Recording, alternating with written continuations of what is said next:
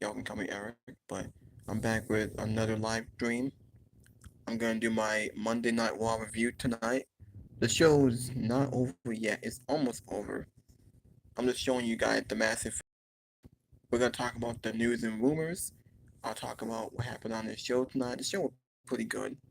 We had some very good matches.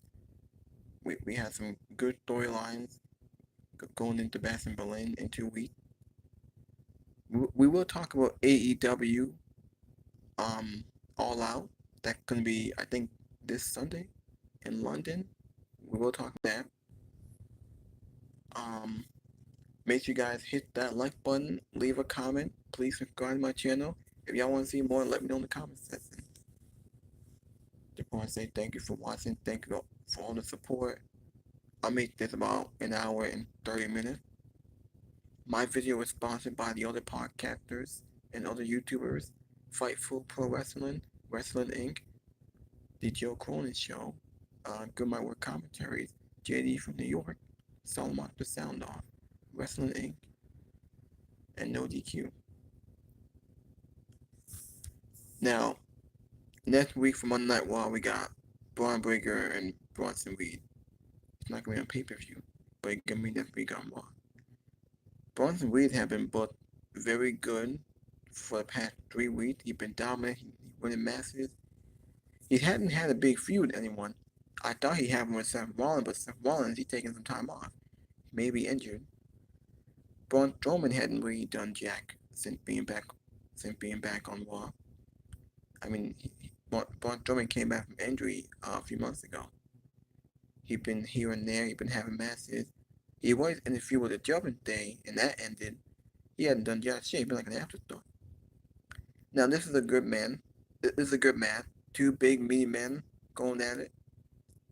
Bronson Reed. Braun Strowman can be fed to Bronson Reed, which I like. Bronson Reed is looking dominant here.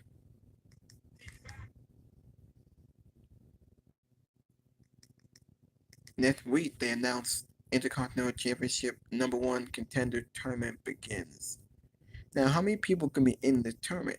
Is it gonna be 8 or 16? Is it gonna be a battle royal? Bronson Reed's not in the tournament, so I guess it can't be him. It could be Sheamus. We'll have to wait and see. Now, Braun Breaker doesn't have any challengers.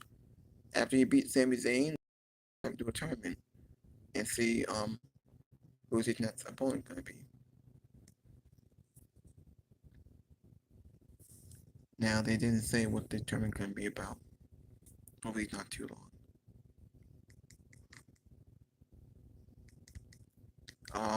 Next Monday we have Chad Gable versus Uncle Howdy.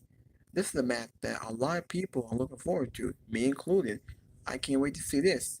We're gonna get the debut of Uncle Howdy, aka Bo Dallas. But Uncle Howdy, we will see him in the ring next week on Raw. Hope it's not gonna be a segment like where there can be promos, which I wouldn't mind, but they just advertised it.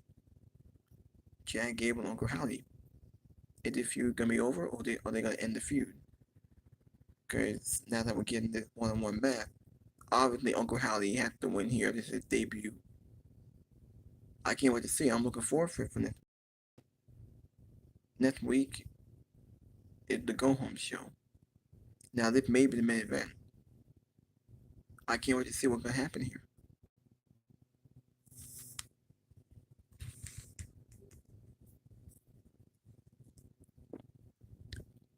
We will talk about Uncle Howdy and the Wyatt Sid pretty soon in this video.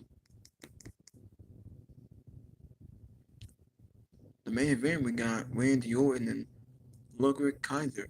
Ludwig Kaiser. Ludwig Kaiser. Hold on.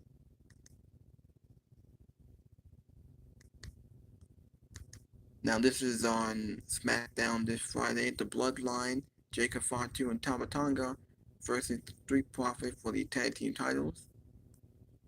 We got LA Knight and Sandro Escobar for the US title. So those are gonna be defended on SmackDown. Not Bass and Berlin. The fact that Bash in Berlin is a filler pay-per-view with only 4 matches on the card, Jesus, man. Which I don't mind, but oh wait, hold on. Tomorrow night we got NXT.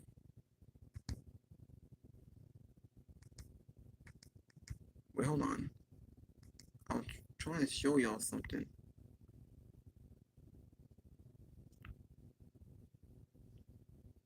Oh wait, I probably shouldn't show that. Um, we have a triple threat match: Joe Henry versus Wes Lee versus Pete Dunne. The winner faces Ethan Page at NXT No Mercy for the NXT Championship. No Mercy is on September 1st. It's after Bash in Berlin. Bash in Berlin coming next week on the 31st on Saturday. NXT No Mercy coming on September 1st. I think Wes Lee should win this. I'm gonna go for Wes Lee. I don't think Joe Henry ready. I actually wouldn't mind if it were Pete Dunne, but I'm gonna go with Wes Lee. I think it's time for Wes Lee to go after the NXT title because he was North American champion last year. He just came back from injury. He's been doing good on NXT. I'll go with Wes Lee because Ethan Page. A lot of us have been saying that Ethan Page is pretty boring as champion. He's not doing shit. I think Trick Williams should stay the champion. Ethan Page, I don't think everybody. And he's getting kind of boring. I don't watch NXT that much, but I do see the highlights. I actually want to see Wes Lee. I wouldn't mind Pete Dunne.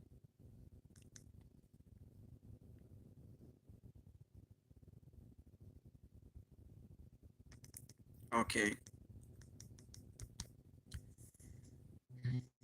So Tuesday, so NXT gonna be on CW. Tuesday, October 1st, will be in Chicago. CM Punk show. And a week after that, on October 8th, we got Randy Orton. It's gonna be in St. Louis, so Randy Orton gonna be on this show. Probably to hype up something. Now here's the graphic for Bash in Berlin and Berlin, Germany. Gunther versus Win for championship next Saturday. Obviously, this has the main event. This is the bigger feud and the bigger match. People are looking forward to this than the other title match, based on the build and the hype, the promo that we're seeing, and there's long-term booking. Like D2 wrestled at the King of the Ring pay-per-view, and the way how that ended going to continue here at Bash in Berlin. This feud is more interesting than Cody Rhodes and Kevin Owens.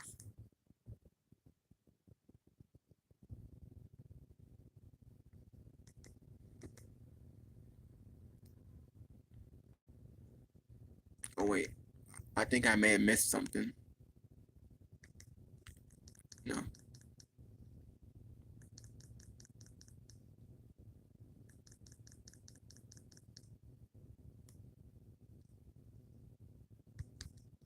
We got like 5 minutes left.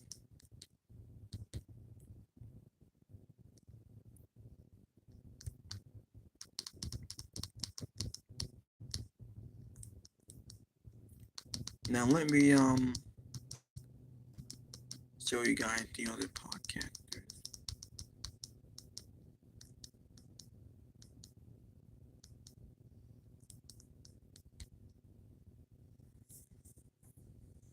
Alright, hold on. Oh, come on now.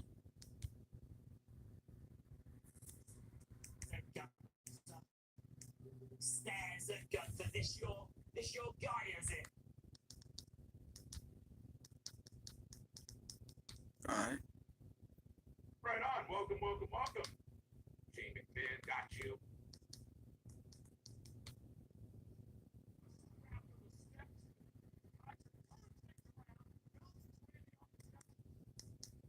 Bid farewell to Pat McAfee, because he'll be doing football pretty soon.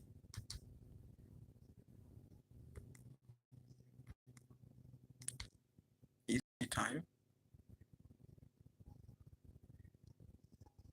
That table is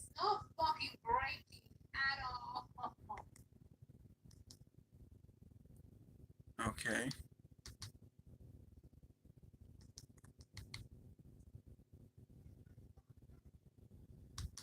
Oh God.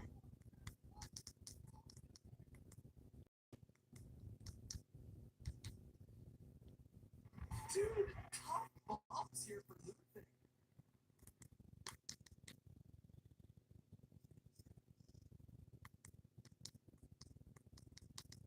Anything else?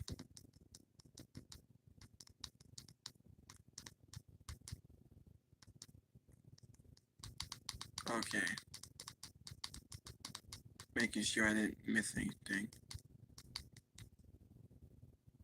We got a ton of exciting WWE and AEW news for you. Alright, hold on. Top AEW star out of contract. New WWE signed and ready to debut. The World Tag Team Champions announced for international indies events. Pat McAfee leaving WWE and going back to Golden Football.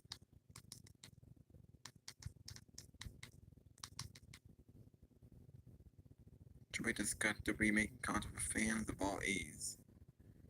WWE trademark film indicates her business reunion outside WWE.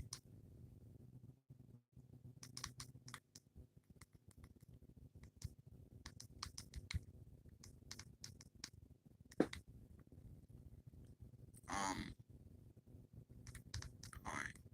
Draft match challenge issue and accepted. Ripley and Priest joined.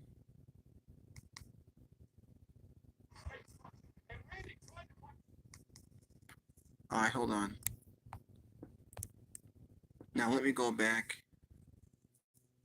to my want to change the camera back to me.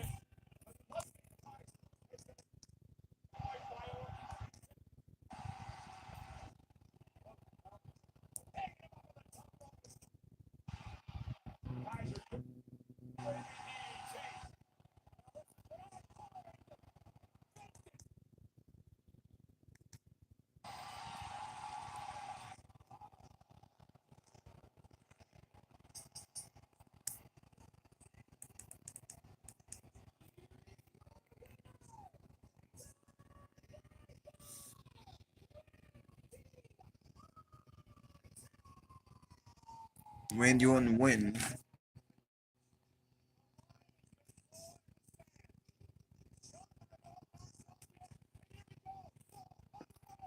So we get a brawl with Gunther and Orton tonight.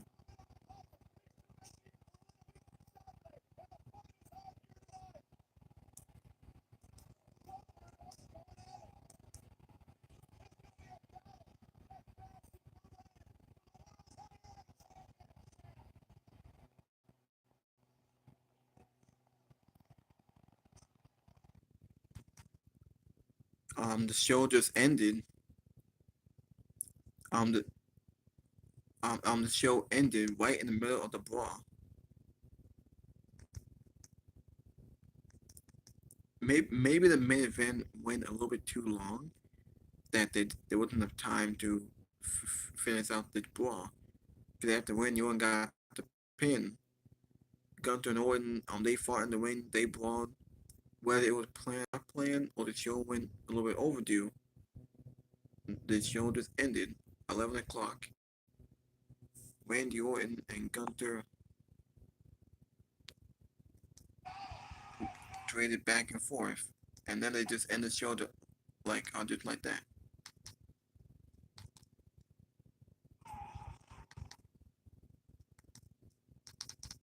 So, come on now. Well, that was Monday Night Raw. The show ended just like that.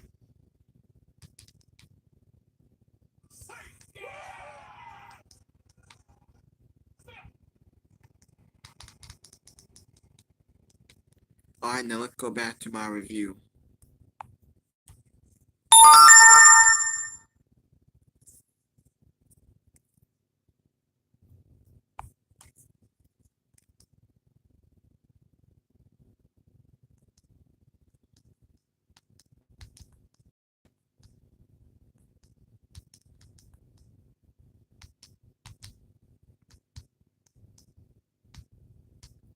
So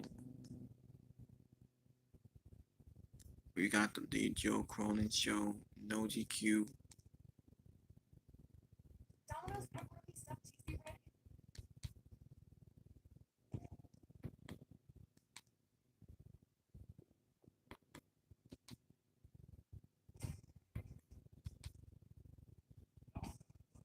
I just want to say one thing.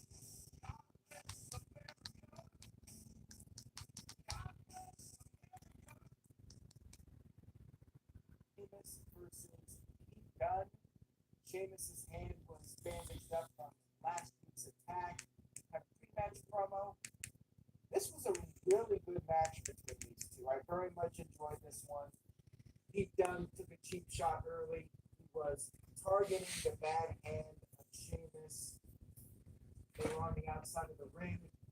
Sheamus's hand was placed on the steel steps, and Kaiser. Alright, so now let's go into Monday Night Raw again. CM Punk delivers a message to Drew McIntyre.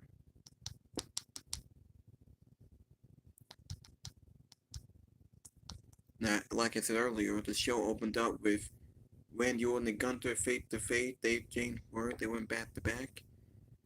Luke McIntyre came out of nowhere, sneaked attack Randy Orton. Gunther and Ludwig unleashed a surprise attack on Randy Orton. They beat him up. Ludwig gonna pay for this when he go one-on-one with Randy Orton. So far, the feud has been very good and very decent.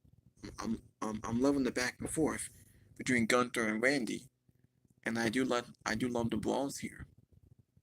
I think Gunther I think Gunther is obviously gonna win. He had to win clean. This is his first big opponent in the title reign, so it had to be a very good match, a clean, decisive win, and then Randy Orton can grab the SmackDown, and then we'll see who challenges Gunther for the World Heavyweight title. Who will challenge Gunther? Maybe Bronson Reed. I won't mind it. Probably had a filler feud. CM Punk was in a bad day 7 with. He worked out a hockey rivalry with Roberto Lago. He was a hockey player. He was he was a NHL Hall of Famer. He was also in tonight for this show. We had a fantastic match with Pete Dunne and Sheamus. They had a great match. This was the first match on the show. It was a very good way to kick off the show. Oh, first we had a great segment with Orton and Gunther. Then we had this great match with Sheamus and Pete Dunne. Sheamus has broken to defeat Pete Dunne, so it looks like the feud can be over, and then we'll move on. Pete Dunne is on. It's gonna be on NXT tomorrow night, going after the NXT Championship. So it looks like him and Sheamus are gonna be done for a while. Sheamus is still going to feud with Ludwig Kaiser because they did have a backstage segment, so those two are going to continue their feud. The intense domination of Braun Breaker when he beat Sami Zayn. We didn't see Sami Zayn tonight, but we did see Jey Uso.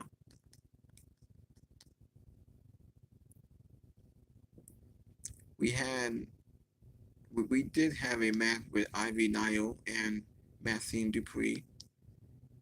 The match ended in a no contest because the White Six got involved. They took out the American Maid, Chad Gable and the Creed Brothers. Took out them in a major match this process. Uncle Howdy, aka Bo Dallas, they beat them up. Uncle Howdy hit Sister Abigail on Chad Gable. The White Six is phenomenal. The entrances, the prestige, the crowd energy, the crowd loved them. Even though where they healed the baby, obviously they healed, but Chad Gable was a heel with the American Maid.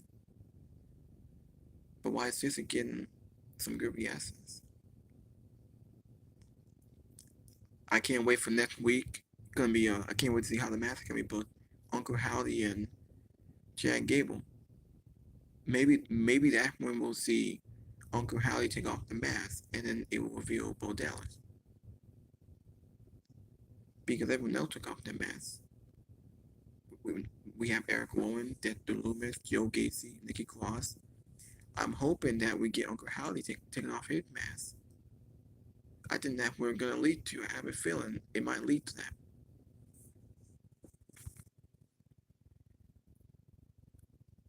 After that, they did show some highlights for Alpha and Y. He passed away on Friday. One half of the Wild Samoans. It's sad and heartbreaking. They showed some highlights. They showed some pictures of the wrestlers and his family, Batista, The Rock, Cena, Triple H. They talked about his life. Very sad and very emotional. 2 months ago, Zika passed away. That was our woman's father, and our woman's uncle passed away, Alpha. He died at 81 years old. After that, we did get. Actually, I think after that we got CM Punk and Drew McIntyre in a face-to-face. CM Punk won Drew McIntyre in a strap match at the Rebass in Berlin. The match will be made official. It already is made official. Last week they teased it, and now it's been official. It's gonna be a strap match. We have stipulations to make it more interesting. This feud is not over. It's gonna continue. I think the story and the end result for this match is that CM Punk will win and take that bracelet because this this feud, their second match, it's all about CM Punk wanting to get that bracelet that has his wife's name, and so you know that okay, Punk's gonna win this match. I thought they had a great segment. It's gonna be a very good match. This time there's no Seth Rollins involved, so I think Punk has to get revenge here, and then they can end it at Bad Blood. CM Punk is so great on the microphone, and well, Drew McIntyre. After that, we did get the New Day, Odyssey Jones, defeat the Final Testament. Odyssey Jones made his Raw debut with the New Day. Final Testament, so hopefully the feud is over and they can move on. Someone told me that they were teasing that Xavier was heel turn because he didn't want to tag in. We did get Bronson Reed. Bronson Reed defeated The Miz in a no DQ match. The Miz told Adam Pearce make it no DQ, and it did. Brought in weapons. He brought in chairs, a table. He pretty much dominated the match. He pretty much squat The Miz. Hit these nerve out. He pinned The Miz. And after the match was over, he still beats up on The Miz in a post-match attack. Braun Strowman but to save The Miz from a post-match. Now next week we will get this match. I'm looking forward to it. Two big guys, a match with two big mini men. Bronson Reed been dominant. He's been protected. How come he's not in the tournament going after Braun Breaker? Maybe because they're heels. Braun Breaker's a heel. Gunther's a heel. Bronson Reed is a heel. I think they will. I think it will be Bronson Reed. I think it's gonna be Braun Breaker and Sheamus for the IC title. But who faces Gunther? Because one Gunther beats Randy Orton. Who else is next? Are we gonna do Bronson Reed? And then what? Feed him to Gunther? I'm not sure if I want to see that. Unless Seth Rollins comes back and then they do that. Bronson Reed will bully Braun Strowman. We had a great segment with the Judgment Day destroying Damian Priest and Rhea Ripley. We were supposed to get Damian Priest and Dominic Mysterio. They advertised it. Matt might have been bait and switch. They bait and switch the fans. And I'm glad they did because I don't think anyone will be looking forward to Dominic and Damian Priest. I mean, seriously, Dominic? I don't want to see him in the ring. Now, Damian Priest came out to his entrance. Before he get into the ring, Judgment Day attacked him. Carlito, Finn Balor, JD McDonough, they all attacked him. Priest fought back. He grabbed a third chair, beat him up, and then Rhea Ripley got in the ring. She got a face-to-face with Dominic. And Liv Morgan got involved. She slammed Rhea's head on the announce table. Damian Priest got game banned. He got 4-on-1. Dominic, Balor, JD, Memphis, JD McDonough, and Carlito beat him up 4-on-1. And then they laid there. Priest and Rhea just laid there, jumping things stood tall.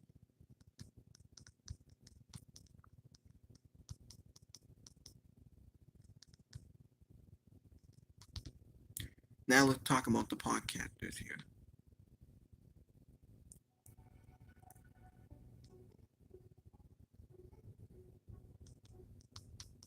Accurately predicted. They scored 60 points. Karen Cross and Scarlett are done with the New Day. I'm hoping that they can move on from the feud. I actually want to see Karen Cross and Uncle Howdy, the Final Testament, and the White Sister probably feuding it.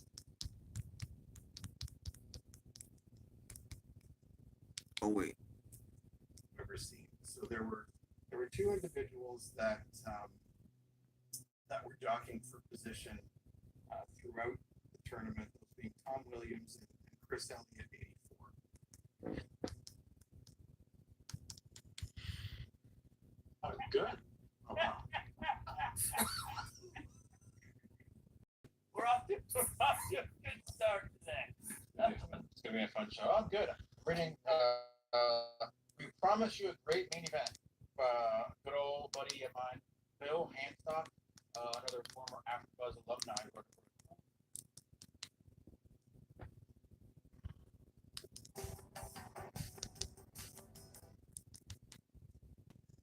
You can send a super chat here on youtube.com/Fightful, or you can go to humperchats.com.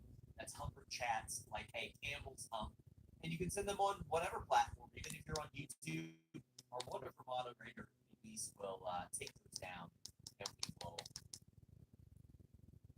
almost forgot to mention we had I forgot to mention the tag team match for the women. We had a triple threat women tag team match for the women tag team titles. Alba Fire and Alba Dawn retained their titles against Damage Control, Io Sky, and Kairi Sane against that new faction, the Pure Cusin something, Zoe Snark and Shayna Baszler. Alba Fire and Isla Dawn, the former Toxic Attraction girls, they retained their title. The match went 10 minutes. It was alright. Not that anyone gives a fuck about the women's tag team titles. They are irrelevant. They are devalued. No one gives a fuck about them. Match was whatever.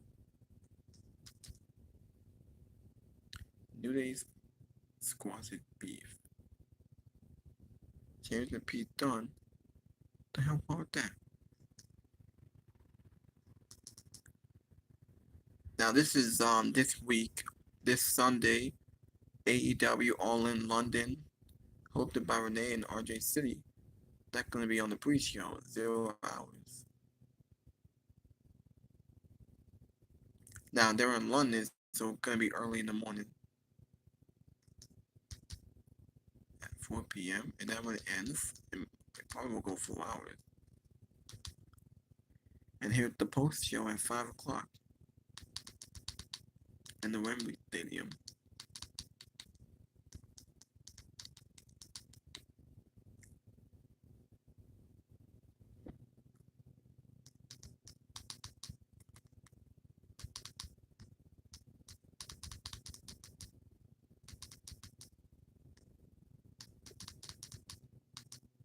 Jay Uso designed custom sneakers. Small business superstars. SmackDown 7 compared to Aqua Warrior short film. Wild headline Roman Reigns 7 compared to the Aqua Warrior.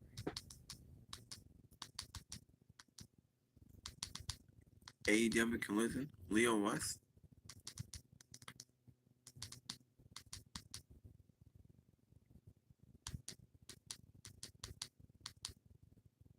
Back in business already.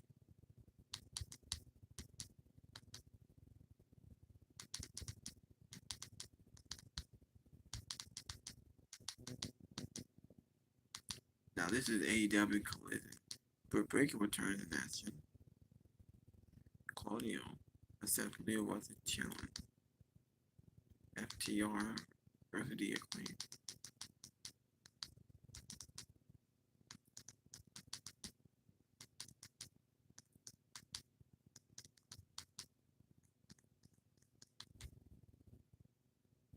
Welcome. Set it up, Denise, by Pete Dunne saying, I'm not Butch. I was never Butch. He saddled me with one nickname. And what he was doing was using us to keep his career alive. I think that Pete Dunne has a creative reason.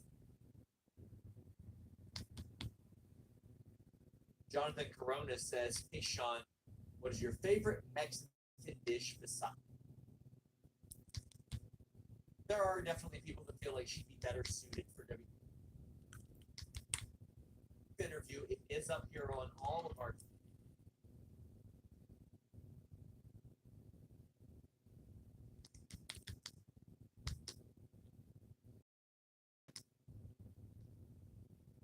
Thought this was really good stuff. Yeah, I feel like the finish is really the main thing to talk about because other than that, like the match itself was fine, but it was really the finish that I think was the most memorable thing, primarily because I don't think I've ever seen anything like that before.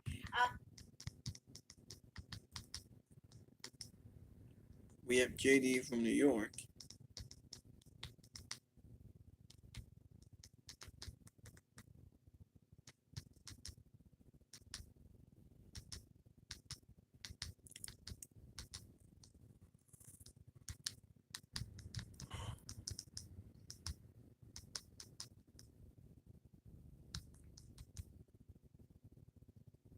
There's bathroom linen in Germany.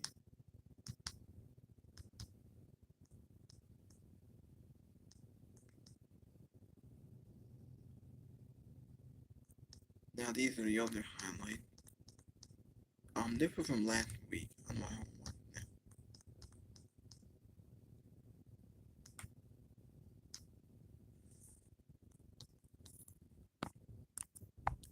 Now let me just go back for a minute.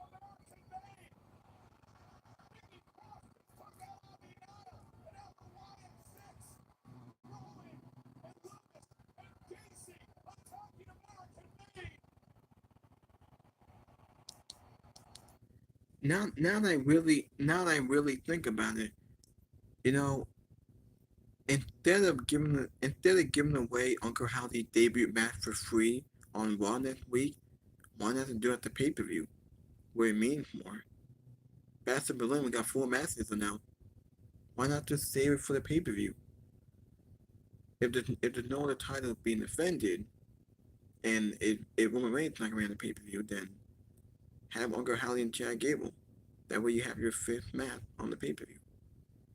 I don't know why we gotta give it away for free on Raw.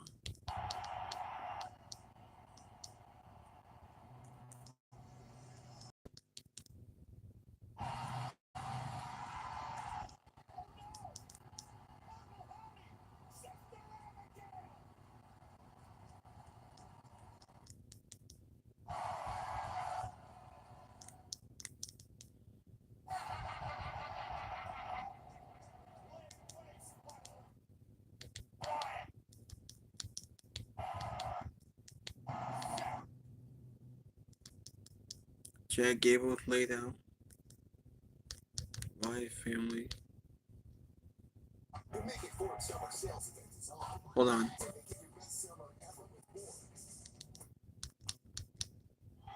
I've been thinking.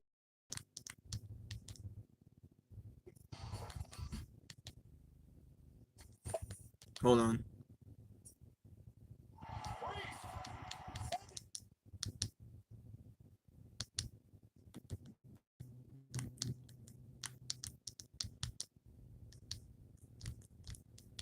Okay.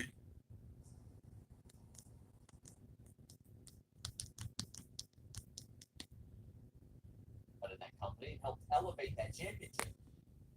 Jey Uso is in such a unique spot. If you put him in a tag, well, he's right back where he was a couple of years ago, right? But naturally, that's going to happen again for the bloodline angle. But you've also got so many pieces in the future that are right there. Gunther should be world champion. Braun Breaker should be Intercontinental champion. So it's really hard to reckon with that. And Yeah, it's it's a good Denise, it's a good problem to have. Think about where we were 5 years ago when you and I were reviewing the show, and nothing mattered. right.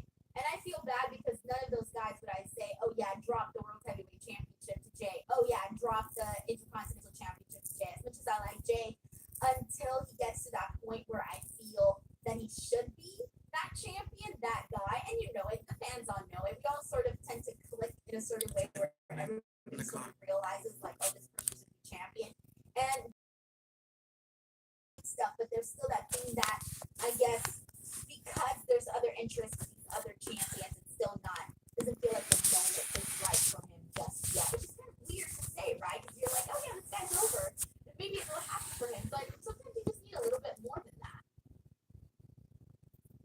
Jonathan Cronin says, Denise, question, how was the weather in Mexico? Because I'm going next week on Friday for 4 days. Okay.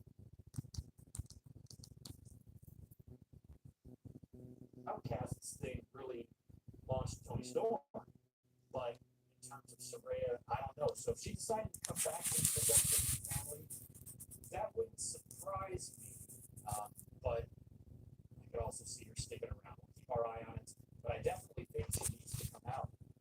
By the way, Ray Stadium did killed by Jamie Hayter. I really hope Jamie comes back and she's the opponent for Saraya, and that would be a cool contrast to the two all-ins, winning the championship, in a tearful, emotional moment one year, and then coming back as a heel the next and getting annihilated by returning babyface. It would be fun to watch. So we'll see wherever Saraya winds up. If she does wind up bouncing, goes back to WWE, I'm really fine with that. I'm kind of indifferent on her. A lot of talent when their contract comes up for expiration on one side or the other. As a fan, I usually have an opinion of where I'd like to see them. Oh, I think they should stay in AEW. Oh, I would love to see them go to WWE. In Saraya's case, she can do either one. She can come back and be Paige, fine. She can stay in AEW and be Saraya, fine. Greg doesn't really have much of a dog in the fight, but we wish her well. Apparently, her boyfriend or husband is a huge fucking douchebag. You can't stand him. But, Saraya involves them too much. So, best of Saraya, whatever her future holds, whether it be AEW or WWE, definitely sounds like it's going to be one of the two. The only thing I can think of, though, is maybe if Saraya, if she still has a deep love and passion to actually compete in the ring, and that is something that she wants to do. I feel like she might be more handcuffed in that regard in WWE. If she goes there, signs a 5-year deal, they discover something sketchy in her neck, and they're a little bit too scared to put her on TV. Maybe that's a fear AEW doesn't have. This was after the show out here. Pat McAfee said goodbye for now and thank you. And WWE won. Was that during the show? It had to be during commercial break. Or it had to be maybe after the show was over.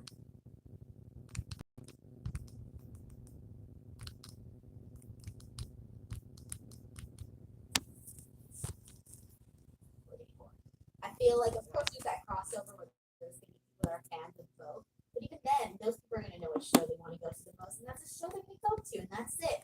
I feel like right now there's a really good space for just wanting to support multiple companies having, their own fan base and whatnot. And so, again, I feel like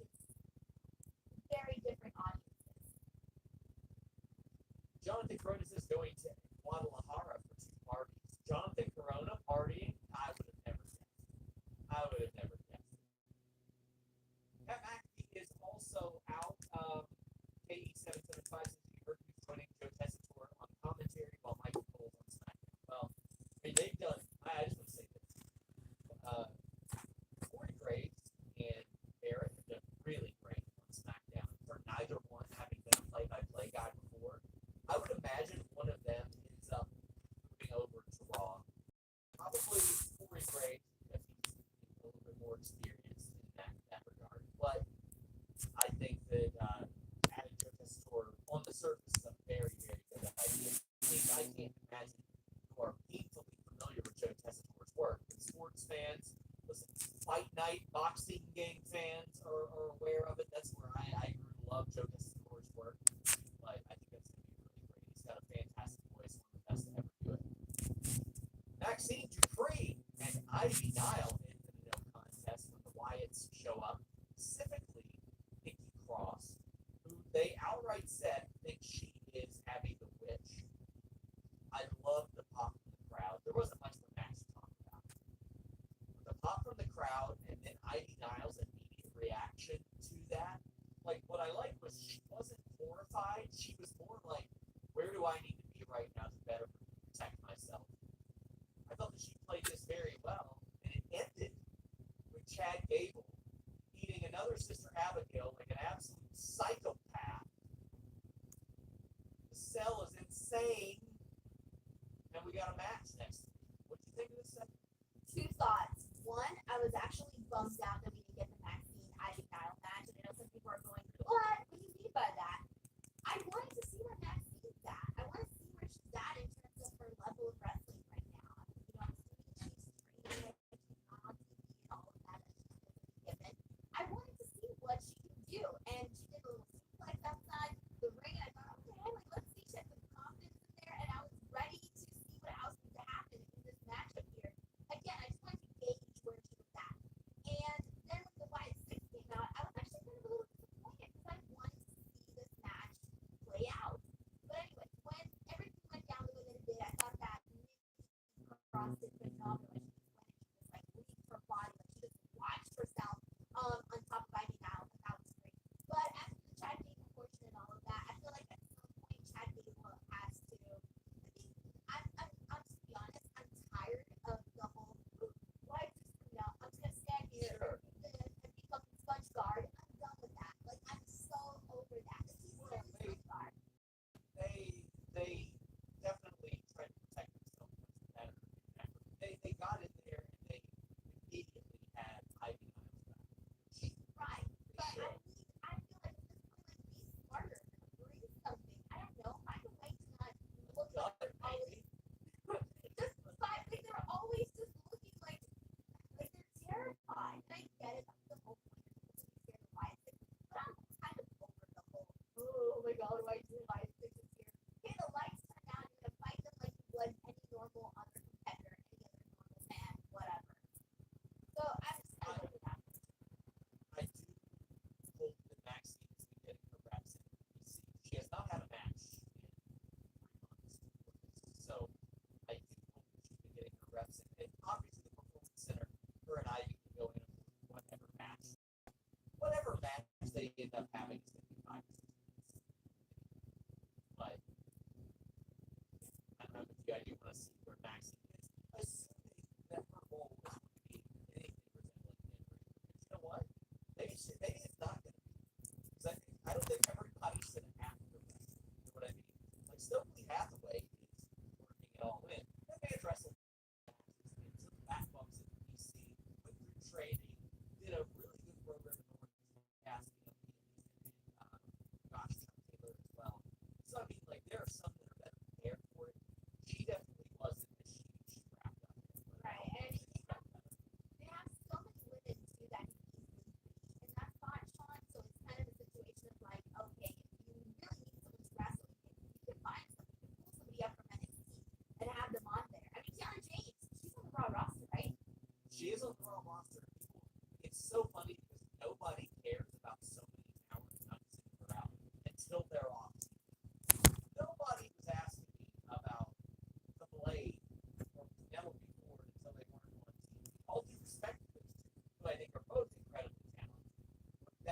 started getting questions. That's when people were interested in all of a sudden. I did that with an awful lot of talent. I got that with Odyssey Jones. Since Odyssey Jones has come back, we have not got one super chat about it.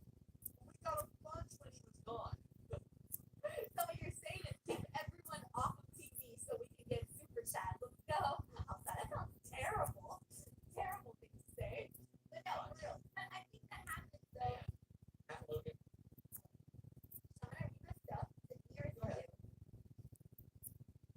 I don't know. What we did is Matt Logan says WWE also started selling tickets for Cardiff, Wales for a house show in October.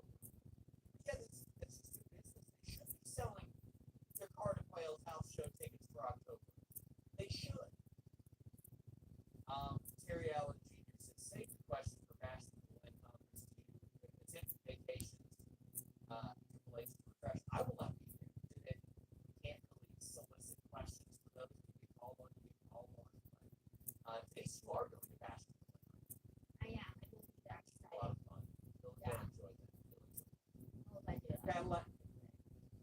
But Terry, yeah, Triple H does have good talk here and there.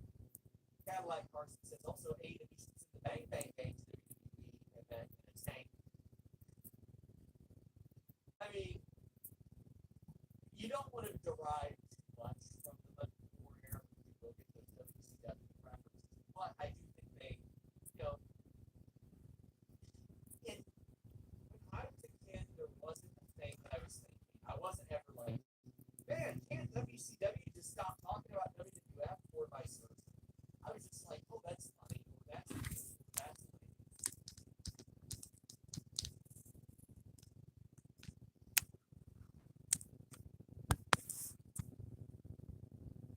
New Day breaking up. Is every word tease a heel turn?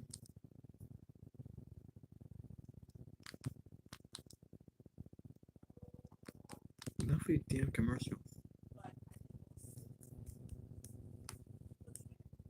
But they tease it, and then, all right, let's take a break and then get back to it. But now they're bringing it. Now the teasing is in your face. Now Logan keeps the TV character is mentioned on TV. Yeah, right. That's kind of weird. And Xavier Woods is very passive aggressive about it.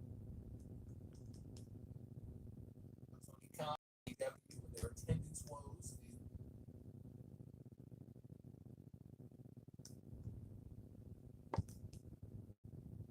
Bringing Ludwig Kaiser in the main event tonight. Randy Orton is, of course, challenging Gunther for the World Heavyweight Championship in Berlin. Gunther was ringside for the match tonight. In fact, that's how the show went off the air. Kind of a lame brawl, if I'm going to be honest with you, between the two. Although I did hear from someone who was in the building tonight that Orton did drop Gunther with an RKO. Maybe it was supposed to air on TV and they ran out of time, but we didn't get to see that. But I thought they had a good main event. There were some good matches on the show tonight. There was a couple of hot segments as well, again, including Damian Priest, Rhea Ripley, and the Judgment Day. So the last couple of weeks, that's been great. And the fans are really responding to that, and they really are dying to see Dominic get rip-tided. That's the thing, rip-tided by Rhea Ripley. We are getting the mixed tag in Berlin. Maybe we'll get it there. So that was a hot angle tonight. Bronson Reed. Bronson Reed has become a must-see part of Monday Night Raw in just the last few weeks, which is a huge turnaround from what they were having him doing over the last few months. You talk about a turnaround. This man has become an attraction on the show, and tonight it was the equivalent of the guy who bullies people until one day a big guy comes in and says, why don't you try picking on somebody your own size? That's what we had tonight at the end of his match with the Miz. And then we had CM Punk and Drew McIntyre. Now, it was very clear from last week that they were setting up a strap match for Berlin. I mean, we saw the strap. It seemed pretty clear that was the direction that we were headed off in. We had Punk in the ring tonight for a promo, and it's rare that you have CM Punk in the ring for a promo, and it's anything but very good. Obviously, that is one of his strong suits. That is one of the things that draws people in to want to see him on TV. Tonight was the worst segment that we had seen with Drew McIntyre McIntyre and CM Punk since the beginning of the year. Since they began feuding, they've had all the back and forth promos. We've seen countless angles with them. We had that first match at SummerSlam. All the stuff that we have seen with CM Punk and Drew McIntyre this year. And this segment tonight was no good. This was the worst of all of them. And it was the worst because this is not the CM Punk that people want to see. People don't want to see CM Punk go out there and pander to the people. And that's what he was doing tonight. And it felt forced. It felt like, all right, I have to come out here and like, because it was a 3-hour show. And so we have a lot more than just what I mentioned. EW, and he's going to start on Raw. In fact, his first night on Raw is September 2nd, which is only a few weeks away. What's going to happen is McAfee is gone for now. Michael Cole is going to be doing SmackDown for the next few months with Wade Barrett. Joe Tessitore is going to take over on Raw at the beginning of next month with Corey Graves. That's the way that it will be until we get to January. And when Raw moves to Netflix, Michael Cole will flip back to Raw. McAfee will join him, and Tessitore will move over to SmackDown to join Corey Graves and Wade Barrett. They'll have a 3-man booth on USA on Friday night. So that is the plan as far as the announced situation is concerned. But yes, this was Pat's last night for a while. Let us hope that Joe Tessitore, the Tessitore experiment, goes better than it did with one Adnan Virk and Jimmy Smith. Jimmy Smith wasn't even that bad, but he didn't last long either. Hopefully the Tessitore thing will work out better than those. Randy Orton was out to the ring to people would boo him out of the building. Everything a heel could possibly ask for. It's exactly the up his ass.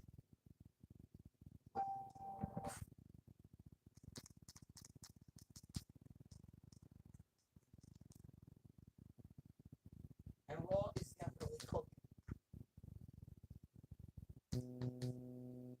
This takeaway from the show tonight was CM Punk and Drew McIntyre and their match at Bash in Berlin getting another stipulation. So we are running the gauntlet of stipulations for Punk and McIntyre as they continue to battle over supremacy Monday Night Raw. Punk fights to get his bracelet back, which he was given a ton of bracelets at Fanatics Fest this past week. But he wants the one that Drew McIntyre sold because that one is near and dear to his heart.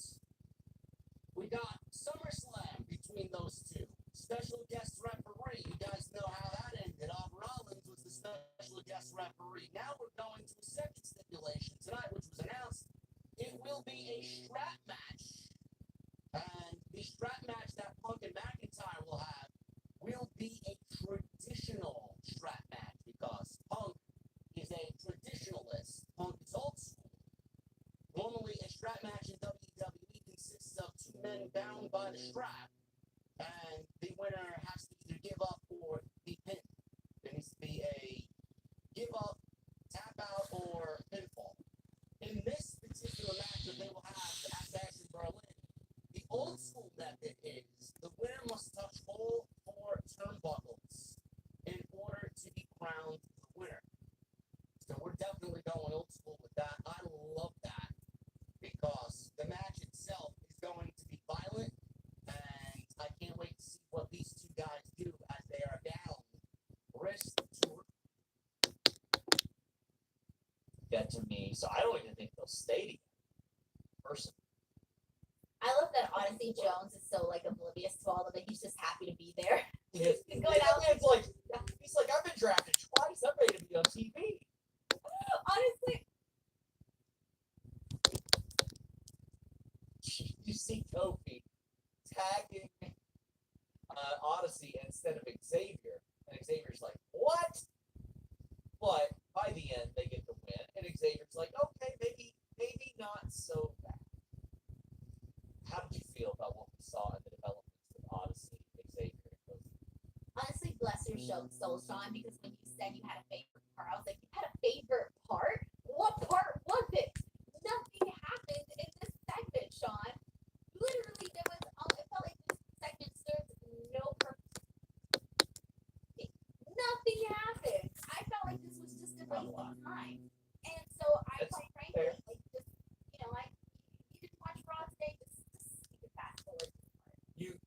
could have watched what you needed to see in this, and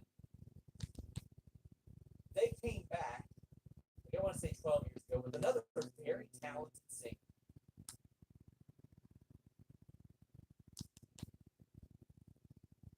Based on just everything that unfolded, I could have read the results and it would have been fine, no big deal.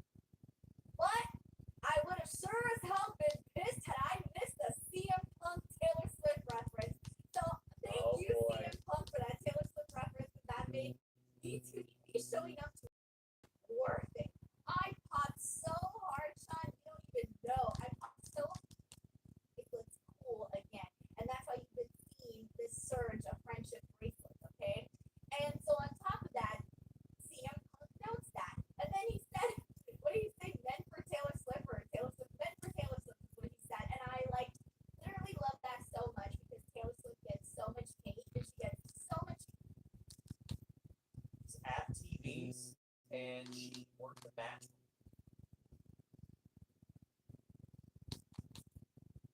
Yeah, that's just good business. They should be selling their card at what.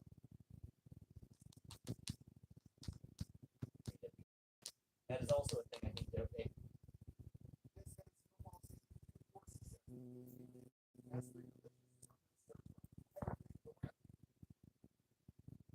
Great on television, but the last 4 weeks, it's been very hit or miss for CM Punk, and I don't really understand why. This is not what we came here for. This is not what we signed up for. Now, I don't really know what else they could possibly do or say, and there needs to be a build for the pay-per-view. Coming out of SummerSlam, there needs to be a build, there needs to be some dialogue into the next match, make a stipulation, get to the next pay-per-view, and start building towards Hell in a Cell, which we all know this feud is going to take place in the third and final stipulation will be inside Hell in a Cell. But I just feel like Punk has been very weak on the microphone to the point where McIntyre has actually superseded CM Punk on the microphone. I don't really understand where we went wrong here. It's not something that puts this feud in grave danger or anything, but it doesn't have the level of I don't want to say the level of heat because there is a lot of heat to this thing. I just with how everything has been presented, you would think that this shit would be like they want to fucking absolutely stab each other to death. They want to kill each other, but I don't really get a sense of that. I didn't get a sense of that going into the match when the bell rang. I didn't get a sense of that coming out. I don't know. I feel like we're just slightly off here. Am I the only one that feels that way? I don't know. I really don't. But honestly, at the end of the day, what else could possibly be said between these two individuals that hasn't been said already? I can imagine it's difficult to come up with dialogue. Jones stood with Kofi Kingston and Xavier Woods in the locker room as they were preparing for their battle tonight against the Final Testament, or Final Testicle, as Kofi Kingston called them. Kingston and Jones did the mutate chant there. Night wasn't done while Adam was still with WWE. So, listen, the legalities of contract tampering in pro wrestling are much discussed. But there is no oversight. This isn't like the NBA or the NFL where they really are working to prevent this. But realistically, not a whole lot that I believe can happen. But, I mean, there has always kind of been that, I don't know if it's unspoken, but the person is very clearly at the end of their contract, like when Jeff Hardy Punk, brazen Punk on the mic. Guy won't say anything. That's what got him.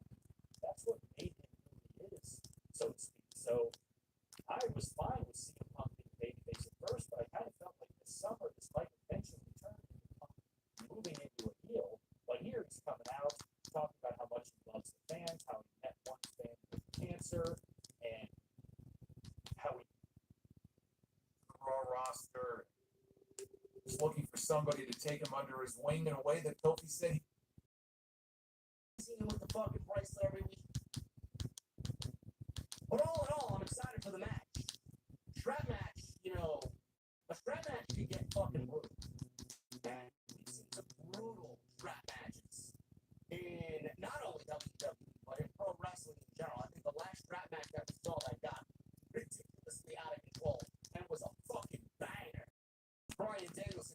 Starks at All Out last year. That was fucking great. Fucking fantastic shit, man. So I'm hoping that we get something along the lines of that coming out of Punk and McIntyre, really. And I do see some similarities to the MJF and CM Punk feud in AEW. Now, obviously, they can't do, nor will they do, a dog collar match, but it looks like Punk is taking some of those blueprints from some of the things that he did in AEW with some of the better known talent over in AEW and applying them to his feud with Drew McIntyre, which is not a bad thing because some of the work CM Punk did in AEW was fucking great. But again, I feel like this feud is missing something. I can't really pinpoint what exactly. For season, get the prices that they're paying there.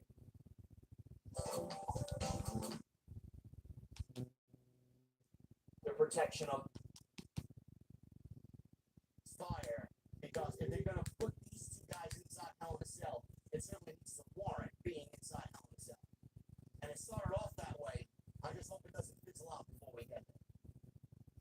Now, Randy Orton and Gunther, they have a match, which I would presume is going to be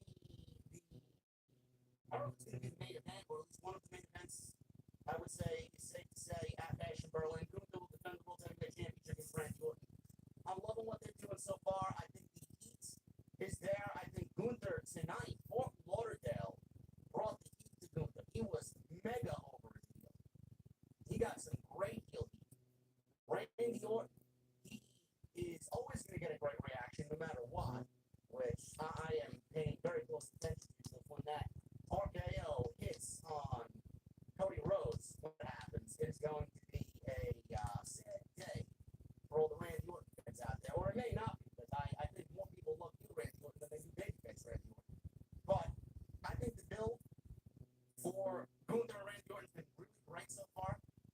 I'm looking forward to seeing how this match materializes at Bash in Berlin and what the situation is coming out of this season. Because we all know Randy Orton's not going to win the World Heavyweight Championship. So I'm going to be looking forward to how this match ends and what Randy Orton does going back to SmackDown, knowing that Kevin Owens was gifted a World Championship match from Cody Rhodes. And Randy Orton's been there side by side with KO and Cody Rhodes, battle the bloodline. I can't imagine he's going to be too happy with that. So I'm excited for what Gunther and Randy Orton are going to do at Bash in Berlin. The build has been really. He's not going to be at Bash in Berlin, which is sad. It's kind of disappointing, but the positive is Braun Breaker. He's not going to be at Bash in Berlin, which is sad. It's kind of disappointing, but the positive is we're going to wait to find out who Braun Breaker's next opponent is for the Intercontinental Championship, because Triple H is giving us an Intercontinental Championship tournament that will run all the way through the build for Bad Blood. Braun Breaker, number one contender by the end of this tournament. We don't know how many men are going to be in this tournament. We don't know who outside Jey Uso is going to be in this tournament. But I love the idea of another tournament. And whoever wins this tournament is certainly going to fall to Braun Breaker. But I will go over why. One very important reason why I love this tournament, even though Braun Breaker is not going to be on the Bash in Berlin card. One reason why I love this tournament taking place on Monday Night Raw. The Judgment Day, they had a great segment tonight, and they look strong going into Berlin as they decimate Rhea Ripley and Damian Priest and Braun. Well, not Braun Breaker. Bronson Reed had a very good match, believe it or not, with The Miz. No DQ match. Another tsunami, and this time before he got carried away and delivered 5 or 6 tsunamis to The Miz. That big old son of a bitch, Braun Strowman. He stared down Bronson Reed in the middle of the ring and said, "You want to pick on somebody your own size." And Bronson Reed is now looking at a monster in Braun Strowman. So what I thought WWE did tonight, I thought they had a very good show, which all got started off with Sheamus and Pete Dunne, which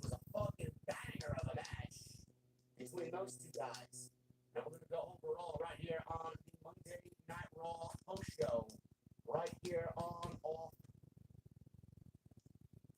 Which I heard. I know WWE did great business there, but I heard that it was a fucking disaster for a lot of people.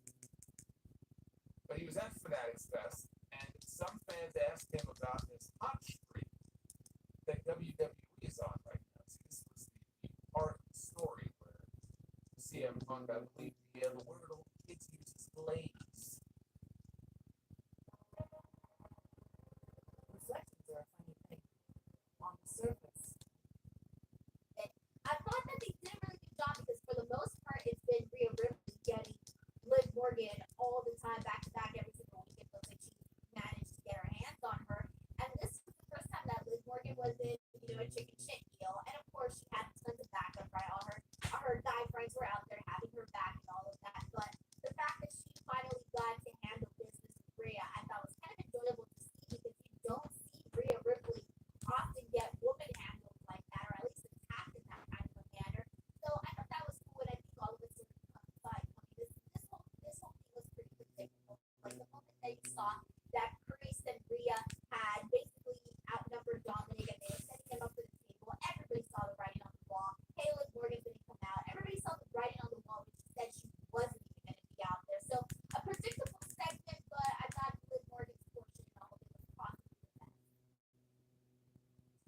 Gracie 101 to the super chat says get all in.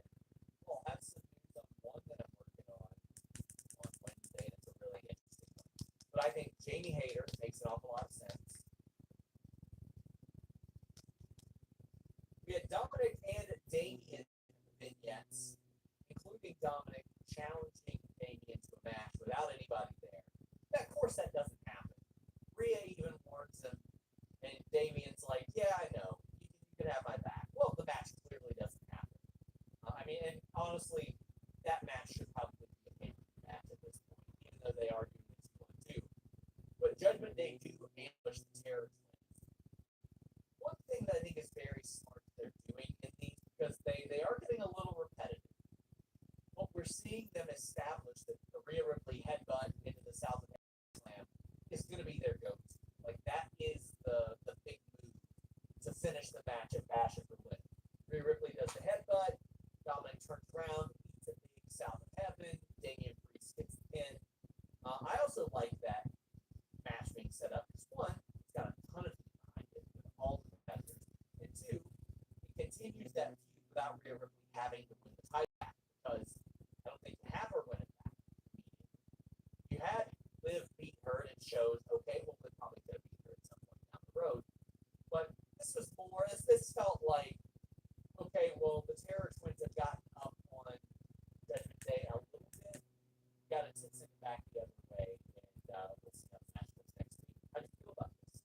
I did like the Liv Morgan attack. I thought the Liv Morgan attack on Rhea Ripley was the highlight of this. I thought she did a really good job of, running her and Liv Morgan all the time, back to back, every single week. Bronson Reed hitting multiple tsunamis on the Miz and really, eating him alive, right? And that didn't happen again. And so he hits the one tsunami, he gets the win, he goes for the other one, and in that moment, I'm going, all right, here we go. Like, this is it. We're going to see the Miz take a bunch of tsunamis. But then Braun comes out, and I thought, oh, well, I'm happy that Braun and Bronson Reed are going to be, doing their meat thing great. But I personally felt like we got screwed again from not seeing the Miz take a bunch of tsunamis. So what's going to have to happen? We're going to have to run this back again next week and get it right again. Because I kind of feel like we keep getting screwed out of seeing the Miz get squashed by Bronson Reed. But also, I got Me people too. and Braun Strowman. I would like to see Bronson Reed on WBC. If he just goes to a draw because he keeps doing tsunamis and doesn't beat the guy. Look, how many tsunamis do you think you can do in 5 minutes? God, a lot. That guy's motor is insane. Guys, get in your super chat, get in your humble chat. Here, put over a couple teams. What we won't do is extend your brother to the injury. I think that makes a lot of sense for all parties involved. As far as Tony's specific feelings,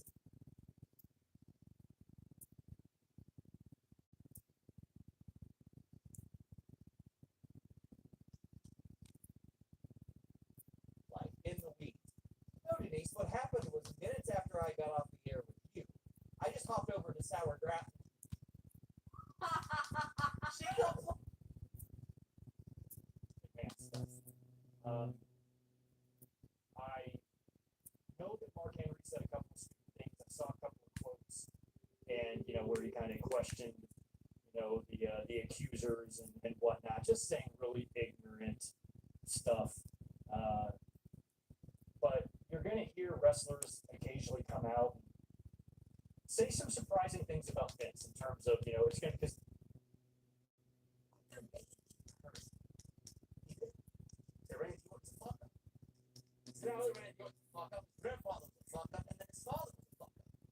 And Randy Orton was the biggest fuck up of them all. Orton pointed out that he had to hit Gunther with an RKO before Gunther interrupted. The Gunther out there. Gunther told Orton that the only thing he achieved was making this very person. So the crowd was hyped to see him hit another RKO, but he promised another RKO would never happen. Gunther said after Bash in Berlin, he would leave him a bloody mess. And he exposed, or he will rather expose him as a one-trick pony. Orton told Gunther that he would make his flight much more uncomfortable with a double wide foot off his ass. Gunther dared Orton to fight him until Ludwig Kaiser showed up and attacked him from behind. Orton fought Gunther and Kaiser, but Kaiser shut him with a shot block. Gunther laid out Orton with a lariat and stood tall over Orton with the WWE World Heavyweight Championship. There wasn't really a lot there between Orton and Gunther. There wasn't anything that was accentuated upon coming out of last week. They didn't really add anything major coming out of last week, this week. What really made this segment was legitimately out of nowhere. And I don't know if it was just Florida and the Florida crowd being excited to be at Monday Night Raw and see Randy Orton beat this foreign villain in Gunther. But man, the crowd in this segment really made it that much better than it really came off as being. The crowd. Last week, if you remember the show from last week, CM Punk said that he didn't care if Drew McIntyre kept the bracelet because it wasn't about the physical bracelet. He said it was about what it represents. All right, that's what CM Punk said on the show last week. Yet this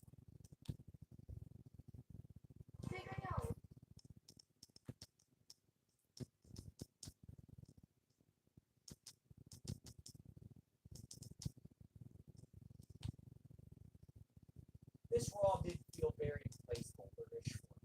This was not a strong episode of Raw. This was a let's get to next week out of when everybody's not watching a convention or something like that. And let's do WWE Raw before Bash in Berlin, for the love of God. This felt like placeholder stuff. The top. This isn't the top program on Raw. It should be, but the real top program on Raw is Drew and CM Punk or Judgment Day and Terror Twins. The world title is playing third banana, and there's nothing wrong with that considering the cast that you have. But this was just fun. I love the sing bombs on the table, but other than that, Yeah, I was gonna say there was no really other highlights besides that. I mean, Gunther going out there and looking like, oh shit, I actually have some, Randy Orton's a big deal, which I mean, you should already know that, but he was looking like all threatened and oh my god, I have to face Randy Orton, which I kind of like because we don't often see fear or doubt in the mind of Gunther. So I thought they did a lot for their match heading into it. But this is primarily just to show that hey, Randy still got it. He's still that dominant guy, and look at him take on the Kaiser. But yeah, other than what you mentioned, the commentary thing was fun. That was great. But that was about it. Like I just thought that a lot of it lacked. The whole show in general lacked a lot of fun. There was not a lot of life in today's show, and I think that was sort of like even I forgot to mention earlier, and I just got reminded right now when that whole segment ended, it felt weird. Like it felt there should have been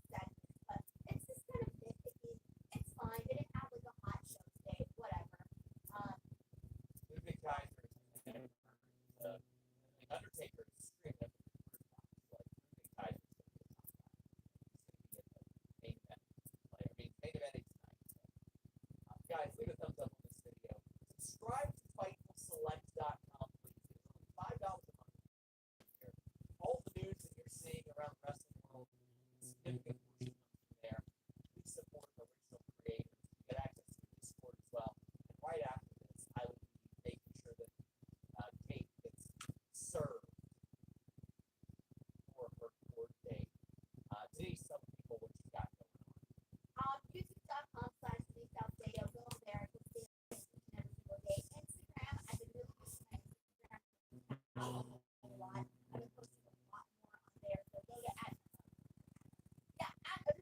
South State. I forgot my own username. Go there, hit me up. I post a lot of content out there. So you can like it. Guys, we're trying to get our Facebook to 100,000 followers. So it's facebook.com/FightfulOnline. Also, our Instagram is instagram.com/FightfulOnline.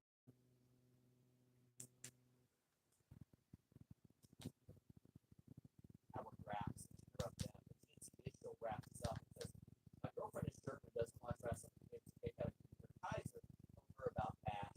Totally get ready for a crazy crowd. Oh, all these international crowds are going to be great. Like that, I find it hard to believe that they get fans in Phoenix. I find it hard to believe that they won't go to Mexico for the next year. Are you Next going, Sean? Did you go? might go to that. Yeah. I'm gonna have to hang out with you the whole time, Sean. 'Cause I need to see you next to like 24/7. Those would be like the funniest thing ever of my life. Well, it won't be that funny because I know the first thing that I'm going to do is go get some chill all till less. Guys, until next time. Wow.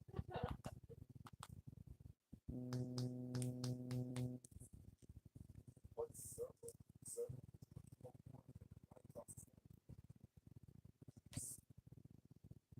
Side area on the floor. Staring at Dominic is in the ring. Now realizes he's got to face one-on-one. Dominic comes Rhea Ripley, and she starts beating the shit out of Dominic. I think she headbutts him. She throws him to the outside. She's going for the riptide on the floor. That's when Morgan comes in with the steel chair. Judgment Day then swarms Ripley and Damian Priest, and they force Damian Priest to watch with Morgan beat down Rhea Ripley. Then they throw Priest in the ring, allow Dominic to hit him with Frog Splash, and Judgment Day stands over the bodies of Priest and Ripley. Priest is kind of like sitting up and he's holding Ripley in his arms. Pretty cool visual. And Judgment Day totally annihilated Priest and Mommy, and that's the way it should have gone. When I saw Priest and Dominic, advertise, I'm like, that match isn't gonna happen. That match isn't gonna happen. There's no fucking way. So I was happy to see all that. That's the second week in a row that I've really enjoyed just brawling what Judgment Day has done with Priest and Ripley. And I'm looking forward to that next tag. I think that could be a show stealer in Berlin because you know that crowd's gonna be hot as all hell, and Dominic already has that heat. And I just feel like when he's in there and he's mixing it up. Same with Liv. I think that crowd is going to be very invested in this one. This should be the match they could be the most vocal for in Berlin. I don't know anything about the German audience. I would just like to think they might be going apeshit for that one. Then after that, it was time for the Women's Tag Team Championships. They are on the line tonight. In the turnbuckle, and they protect McIntyre by not having to take it. Very possible. But I don't know. Just felt to me like it might swing the other way. We have the New Day. And Odyssey Jones against the Final Test. Key spot here in this match, the only spot you need to know about, was the hot tag spot. And I love the camera angle that they had because the cameraman was on the apron, positioned in the corner of the babyface. You could see Kofi Kingston. He was reaching for the hot tag. And he makes the hot tag to Odyssey Jones, even though Xavier Woods was also putting his hand down. Xavier Woods was not happy about this. And to be fair, Odyssey Jones was closer to Kofi, so maybe Kofi would tag him and not Woods. That's not how Woods saw it. It's not like he meant to disrespect him, but you can tell Woods was bothered by that. Camera angle. Thumbs up. It was a great shot. So Jones got in the ring. He cleaned house. He had Akam pinned, the AOP, but Karrion Kross broke it up. Woods took out Kross with Kingston rather, took out Kross with Trouble in Paradise. Razar launched Kofi across the ring, and then Woods hit Razar with his springboard top rope elbow drop. Akam put Woods down with the Uranagi. Jones then performed a boss man slam on Akam, and he got the 3 count win for his team. After the match, you could tell Xavier Woods was very reserved. certainly more reserved than Kofi and Odyssey Jones were. And as they were celebrating, and you can tell that Woods was not thrilled about the way things went. I said this a couple of times in the last few weeks. They have taken a storyline that was going nowhere and really just being dragged out. Wasn't terribly interesting, wasn't terribly exciting. And they have injected some real life into it with the addition of Odyssey Jones because of the reaction that Xavier Woods has had to this development, not being told about it, feeling like he's in there to replace Big E. I wouldn't be surprised as things degenerate between Woods and Kofi if we see Big E on TV try to mediate some kind of peace between them. This is interesting because I didn't think that they would go through with an actual New Day split. Now I feel like we almost have to, even if just for a brief period of time, and then get a big reunion down the road. But that is interesting. What they were doing before was not interesting, but they breathed new life into the story. So now, with all of Woods' reactions, I'm genuinely interested to see how is this going to fall apart. How much longer can they take this before we get to that moment where Woods either turns on Kofi or walks out on Kofi during the match, where it just really reaches its boiling point? Maybe we'll get a very hot, serious segment in the ring. No goofiness, no fun and games, no dancing, no singing, no chanting. We have this meeting in the ring at some point with Kofi and Woods where they just sort of air their grievances. It's a side of New Day that we haven't seen before. That might be a good segment for Big E to be involved in, but I like where this is going. Curious where this is going now, paying attention to where this is going in a way that I wasn't before, so that's good. And Odyssey Jones picks up a win. His first win on Raw. Again, everything he does in the ring got a reaction tonight. And he's a very charismatic guy, and I think as long as he can stay healthy, I think he can go very, very far. But Big Bronson Reed, who has been making a mess of Raw the last few weeks, just absolute chaos and carnage, follow this man wherever he goes. He was in the ring with The Miz in a no disqualification match that was requested by The Miz because The Miz evidently has a death wish. Before the match, Miz was getting ready in the gorilla position. Adam Pearce is with him. And Pearce tells Miz,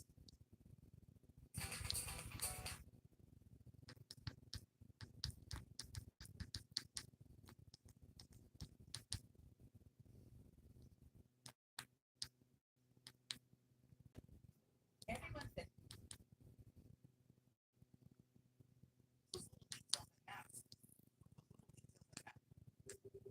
And I think they have nailed it so far. Whereas this storyline wasn't really doing much for me because I didn't know where they were going. There was no substance. And now the last couple of weeks, with Odyssey Jones now getting involved, and we see this Xavier Woods fake smiling and being frustrated, and feels like Kofi's kind of pushing him to the side for his new friend Odyssey Jones. I like it. It went from this carrying cross, manipulating Xavier Woods to now Xavier's got a problem with his own brother. And Odyssey Jones. Karrion Kross right now is a player in this angle. He is a character. He is a part of the story. He's not the story. But whatever he says to Woods is now going to resonate more because he's seeing it now firsthand. And Karrion Kross is only going to egg this shit on to push Xavier Woods further from breaking away from his brothers. I like where they're going. Very good stuff. WWE aired some clips from Fanatics Fest. And they made it look all spectacular. Alright, well, might want to just end the video. Made this long enough. Thank you for watching. Thank you for all the support. Hit that like button. Leave a comment. Please subscribe to my channel. Until next time, this is Jacob Cass 2024. I'll see y'all later.